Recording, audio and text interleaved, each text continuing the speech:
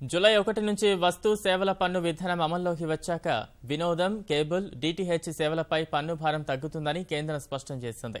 రాష్ట్రాలు ప్రస్తుతం విధిస్తున్న వినోద పన్ను ఇకపై జీఎస్టీలో భాగమైపోనుండడమే ఇందుకు కారణమని వివరించింది.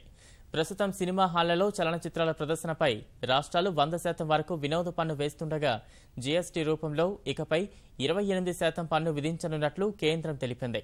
అయితే వినోదాలపై పంచాయతీలు, మున్సిపాలిటీలు విధించే పన్నుల్ని మాత్రం అదనంగా చెల్లించాల్సి ఉంటుందని స్పష్టం చేసింది. ప్రస్తుతం కేబుల్ టీవీ, డిటిహెచ్లపై 15% సేవా పన్నుతో పాటు 10 నుంచి 30% వరకు వినోద పన్ను వసూలు చేస్తుండగా జూలై 1 నుంచి జీఎస్టీ రూపంలో 18% పన్ను మాత్రమే వేయనున్నట్లు కేంద్ర ప్రభుత్వం వివరించింది. సర్కస్, థియేటర్, భారతీయ సాంస్కృతిక నృత్య ప్రదర్శనలపై 18% జీఎస్టీ వసూలు చేయాలని నిర్ణయించినట్టు తెలిపింది. జీఎస్టీ విధానం అమలుతో స్మార్ట్ ఫోన్లు, వైద్య పరికరాలు, సిమెంట్ పైన పన్ను భారం తగ్గుతుందని కేంద్ర ప్రభుత్వం స్పష్టం చేసింది.